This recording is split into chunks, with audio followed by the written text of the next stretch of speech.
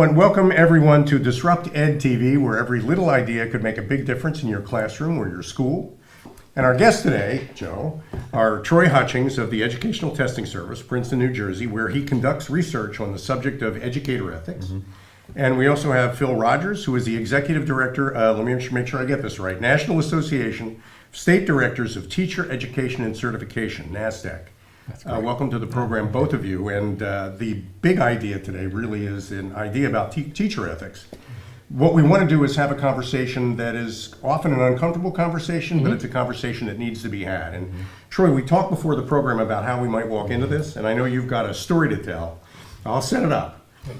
New teacher, maybe only a couple of years experience, leaves the classroom, walks across the parking lot, gets to their car, and notices that they have a note from a student under their windshield wiper. How does a teacher handle a situation like that? Well, let's take a look at this. This situation actually occurred to me, and it was the notion of going out to my car and thinking that I have a note or I have a ticket or something. And when I looked at it, it was clearly a love note, and it was a love note from a student, a female student. And at that point, a lot of things go through one's mind, but if I go to my principal and show it to my principal, well, my principal might start a shadow file on me, anticipating that I might be grooming a student. Do I go to the student? Do I talk to other teachers about this situation? And in those situations, it's very difficult, because if I talk to other teachers, imagine the conversations that might happen around the school. So if I'm working with the student, tutoring her after school, and another teacher walks by and they see us together, could that start a conversation about something that is inappropriate happening? So it puts a teacher in a very awkward situation, for sure. And there are no clear guidelines in something like that. So it's not like you can follow a school policy or a law or any kind of a statutory language, but it has to be a discussion that needs to be had. You know, in other professions, there's the notion that, especially in the mental health professions, there's this notion that when you work with clients for a certain amount of time, they will transfer their emotions onto you. And so the goal is to train counselors and psychologists in not counter-transferring the emotions. So why can't we take that same concept and think about that in schools? Well, of course, this isn't unusual, perhaps, for a student to view a teacher in a way other than just being a teacher or a student under someone's tutelage, but rather view them in another role, and in which they're not, they haven't been prepared for. And so in that notion, we should really think about how, as a profession, how do we respond to students in these myriad ways, even in these uncomfortable exchanges and situations. Sure. It begs a larger question too in my mind, and that is that the real problem is that a teacher typically isn't prepared for this. Absolutely not. So they end up having to freelance their way through what could be an uncomfortable situation, not knowing where the landmine is. Right. And there are little traps that they need to avoid falling into, and that really is why I think it's such a great thing to have you both here to talk about this. It's almost like the student-teacher is like peers rather than the student and teacher. Is that correct? Yeah, well, that's the interesting thing. I think teachers are prepared, especially in the pre-service programs, and really the art of pedagogy and the science of content. Okay. But what we're not prepared in is necessarily that notion of the relational capital that we need to build for effective teaching to take place and effective learning. But there is a lot of risk in that. So when we talk about relationships and developing relationships that we need to have for students to feel safe and comfortable in the classroom, there's risk in that. And so we've never been prepared in that. And there's a lot of vulnerabilities and risk in working with a vulnerable population like that. So there are careers at stake here, there are reputations at stake here. Right. I mean, the stakes really couldn't be higher. And a lot of it just comes down to how do you handle little individual scenario situations like this. Right. What is it that prevents a school principal or a school superintendent from having this conversation before the fact? Why don't they talk about it? Well, I think there's certainly a sense that teachers should just know better. That clearly, and I think this harkens all the way back to this notion that education has often been viewed as an expansion or an extension of childcare. And if I, as a parent, for example, have never had a code of conduct or a code of ethics in raising my children, then why would a teacher need something like that as well? So there's really a sense of expectation, even when we go all the way back to Horace Mann, who was really one of the original founders of American public education in the 1840s, he really believed that the teaching force should be made up primarily of women because they have a predisposed disposition given to them by their creator in working with children. So when we take a look at that very core sentiment, I think that has carried through. And now the fear of even asking another colleague or even going to a supervisor and asking about what I should do in an ethical dilemma infers a lack of ethicality on my part. Okay. And by not studying professional ethics, what we rely upon is personal morality. And we have to be really careful with that.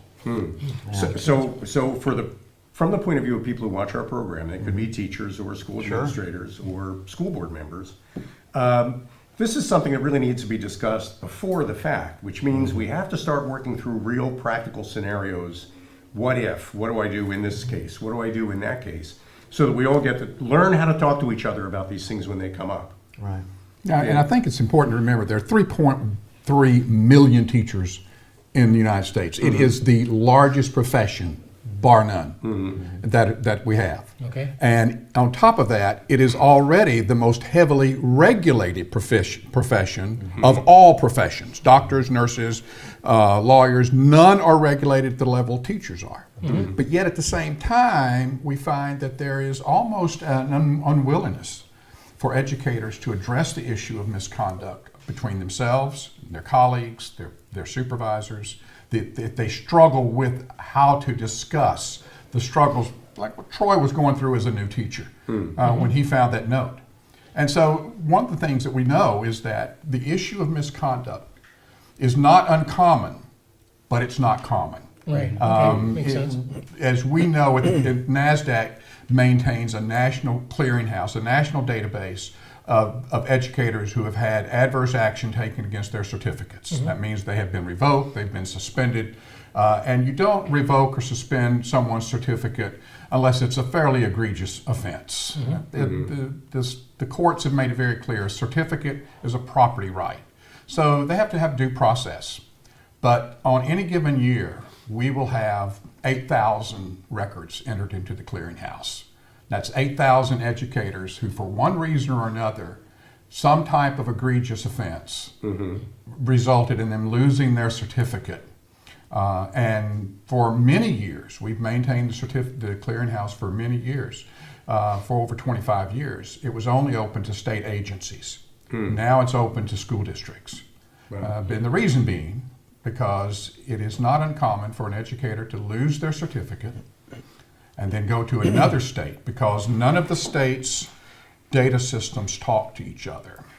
That's interesting. And so now what we've done is with the clearinghouse is allowed the state, say in Nebraska, who has a new teacher showing up from another state to be able to go to the clearinghouse and discover that they lost their certificate in North Carolina. And before they couldn't do that. Before they Before they couldn't do that. So now that's they changing. can, yeah. And now we also, in the last year, are allowing school districts to have access. And the reason being, there was a great case this past summer of a coach that was hired by our school district. He had been in the community for quite a while. He had coached in the community center. He had actually been a coach of another sport there in the school. And then he was hired to coach the boys' basketball team. And what happened was, once he was hired, the school district had brought him on. He didn't have a certificate because he could be hired without a certificate to be a coach. Someone told the school board that he had lost his certificate in New York and North Carolina because of boundary issues with students, Okay. or what we might call an inappropriate relationship with students.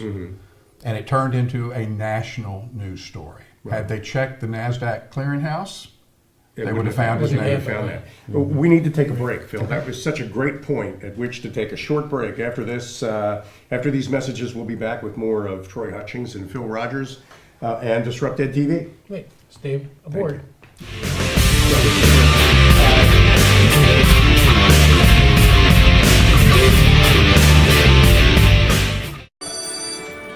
Great American is one of the leading insurance companies committed to serving schools. We know schools face issues beyond traditional educational challenges. We are proud to sponsor Disrupt Ed TV because we believe innovative solutions to issues like bullying, abuse, and school violence are critical to you and the communities you serve. With a team of experts dedicated to supporting schools, Great American helps keep your focus on the classroom.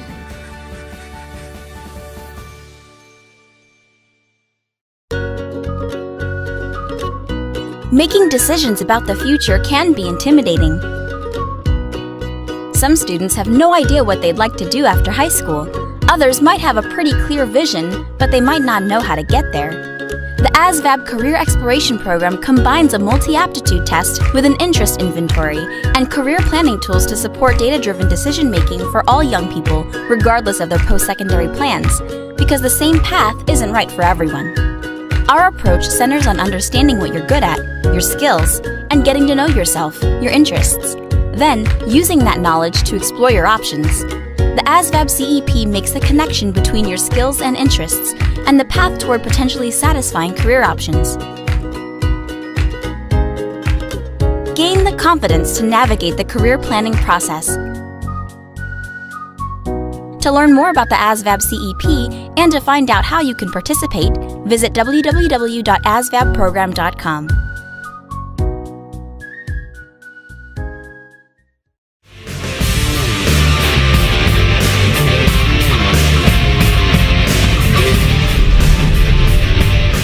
Welcome back to Disrupt Ed TV. My name is Al Cini, I'm Joe Osamendi. and we're here with Troy Hutchings of ETS and Philip Rogers of NASDAQ. And I want to thank, before we continue our conversation, I want to thank Scott Tennant of AJ Gallagher, because without Scott, we wouldn't have been able to pull these terrific resources together for what is a very important subject.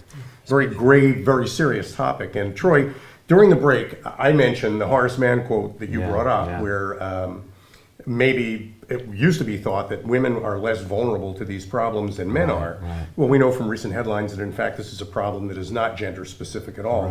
These kinds of things can happen to anybody. And I was thinking it's a bad choice that teachers make, but you have a completely different slant on that. It's, maybe you could talk about that. Sure. I think that the first thing to remember is really something very basic, and that is that misconduct is not an event, but rather it's a process. And so the goal is to really examine the process. If we only examine the event, then it only becomes punitive and not preventative. And so that's where I like to kind of put it into two boxes, if you will. There is this notion of conduct and laws, and that is kind of this red box.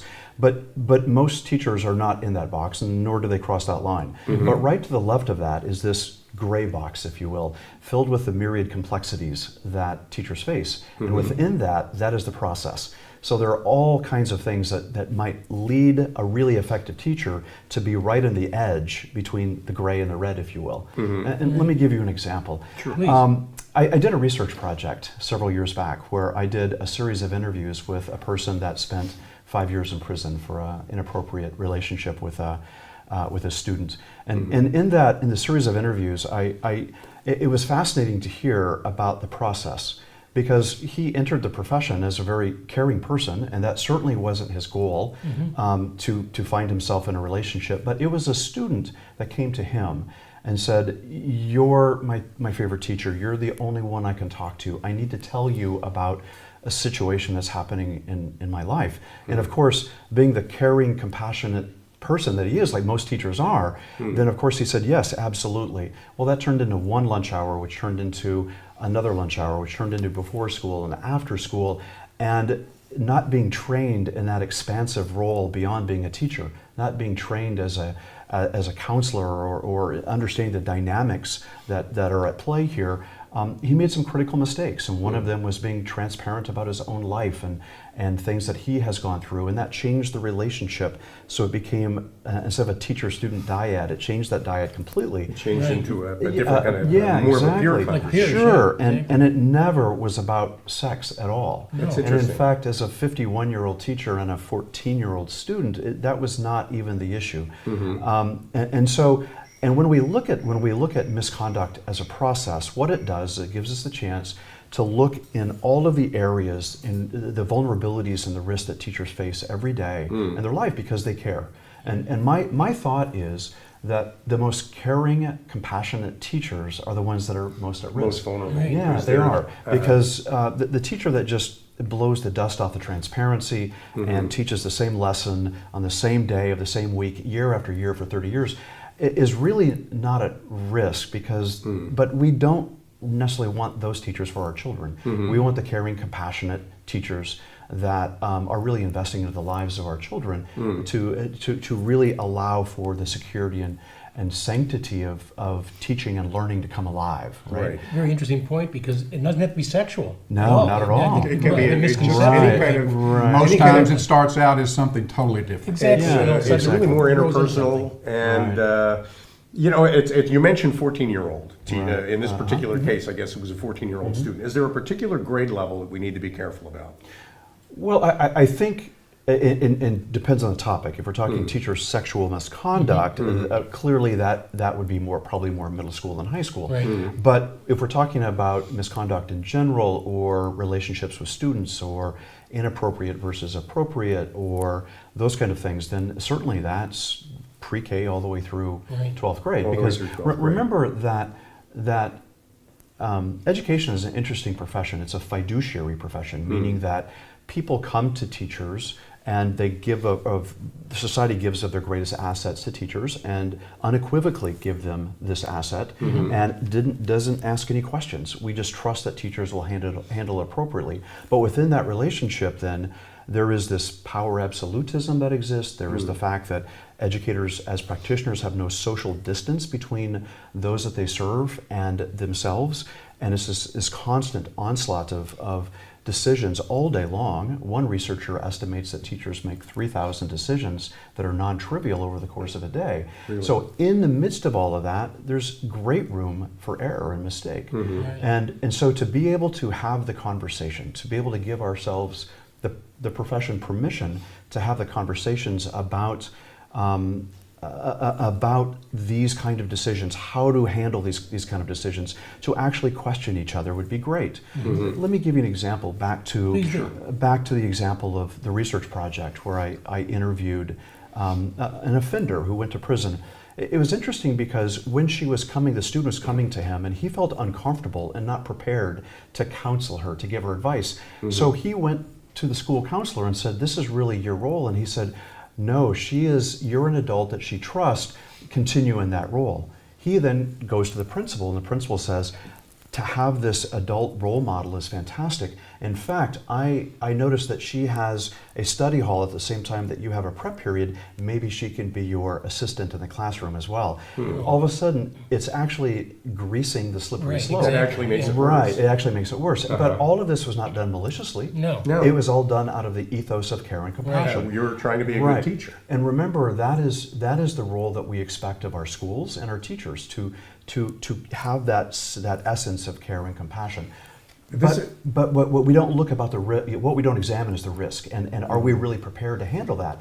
And I'm not saying that teachers should not care about their students, Sure. but rather, do we have the tools to kind of leaven those dispositions that are razor sharp and two-edged, and do we have the tools to be able to assist them so they know how to use that most appropriately? And And in the the best risk interest isn't of students. apparent right away either. Definitely. Right, right. It's actually for us an opportune time to be having this kind of conversation because we have several other guests on our program talking about the importance of gathering student voice. Right. And hearing what students have on their minds means becoming more actively engaged with the students and more attentive to what they're saying. Right. And the downside of that, the potential slippery slope, is that you're shortening the distance between the teacher and the Yeah, student. yeah. And the closer you get, the more likely you are to slip into this gray area that you mentioned Yeah. that could be actionable. And I think we coming up on a break. But when we come back, I think we want to talk a little bit about, I know you've given a lot of expert testimony in cases. Maybe you can tell us maybe one or two of the lessons that we've learned from that. And then we'll get back to Phil and we'll talk about Great. codes of conduct and codes of ethics. We'll be right back after this break with more Disrupt Ed TV. Two terrific guests, Phil Rogers and Troy Hutchings. Be right back.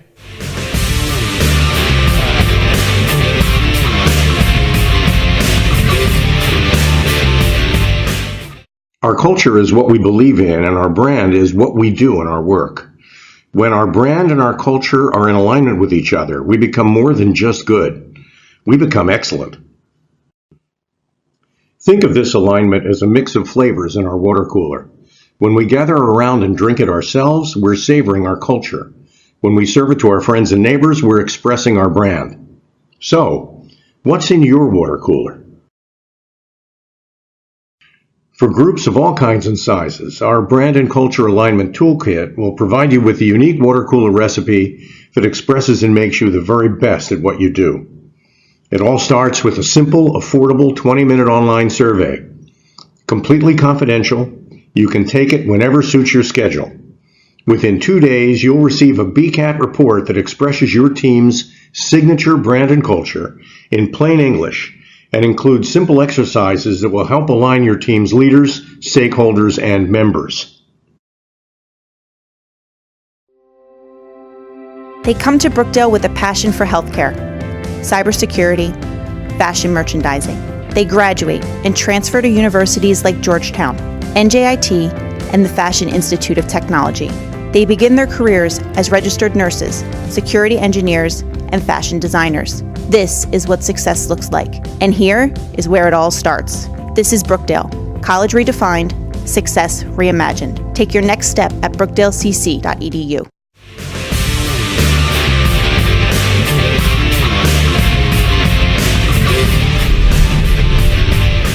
Welcome back, everybody, to Disrupt Ed TV. My name is Al Cini, I'm still Joe Asamendi. and welcome back, Joe, and it's always a pleasure. Absolutely. We love working with each other, but we in particular love talking to guests who really know what they're talking about. Right. And this is such an important subject to have two great experts on our program to talk about. During the break, you were talking, I think, well, we were talking about expert testimony that you provide in court, Troy, where often you're called in beyond the point of no return to provide testimony. And you mentioned a story, death by 1,000 cuts. Maybe you could recount that for our audience? Sure, absolutely. One of the things that we have to remember is that this is misconduct is a process. It's not an event, and in that process, it's really kind of a slippery slope, and it starts with a number of things. But one of the things, it's gradual. There's always a loss of objectivity. There's a loss of neutrality, which means we become invested into the life of just one student as opposed to all students. When those things start to happen, that slippery slope escalates a little bit more. And what I like to do is ask people who have found themselves in a situation where they've either been accused or they have actually been incarcerated perhaps because of misconduct, to ask them on that slippery slope, is there a point of no return? Is there a place where you might have recognized yourself if for some reason you had that ability to really thoughtfully and mindfully examine your actions? And I was talking to one female offender who was actually in prison, and when she was released, I asked her that question, and was there a point of no return for you? Is there a place where you knew that you had gone too far, and or you even knew your step on that slippery slope? And her response was most interesting. She said, "Troy, have you ever heard the phrase death by 1,000 cuts?" And I said, "Of course." Right. And she said, "Well, this was death by 1,000 cuts, and to this day, even after being in prison, I have no idea which was the first cut." Really? Right. Wow. And again, I think that harkens back to how gradual the slippery slope really is. And actually how others will applaud a teacher for being so caring and investing into the life of a singular student, not understanding and not even understanding that we're maybe not trained and prepared to know how to do that. And that could be a very dangerous predicament. As you were talking, I was thinking a school really is a team. It's not an individual. So a big part of potentially addressing this problem is that when you feel like a conversation is getting a little bit too close, you can call in other resources in your school, Right. suggest that the student talk to the guidance counselor, suggest that the student talk to the nurse, Right. so that the conversation isn't interpersonal. It could be a personal conversation, but it involves the whole team. Right. The more people are involved, the less likely you are to find yourself And one of the big problems too is that teachers go into teaching because they care about students. Right.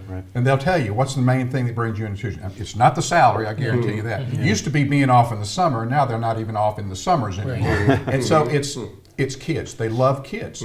But what happens in that relationship between a teacher and a student is that it so gradually goes bad in these cases that tragically end up in some type of of conviction or some type of misconduct. And one of the things, when I was the executive director of the Standards Board in Kentucky, we had the responsibility for prosecuting these cases. And we prosecute dozens of cases every month. And one of the things that always came out was that the teacher or the witnesses would say, you know, I think I saw it. I knew something was wrong. Exactly. I could see it, but I didn't know how to talk to her or to him about it. Right. And that was where, actually, this is a great point at which to introduce how NASDAQ makes an unmindful situation more mindful, because that's what you're really about, isn't Well, that right? and we're going to use this, and we're going to have another episode, be more deliberate about this. But in 2015, I think it was, Troy and I stood outside a conference hall, and we had a conversation about the need for a model code of ethics for educators. Okay. There was, NASDAQ is in our membership are all 50 states, the U.S. territories, the Department of Defense schools. They all are members of NASDAQ, so that when they take action against a certificate, and that action is public and private, and public and final, they enter it into our clearinghouse. Okay, so that way other states know about what happened in that state.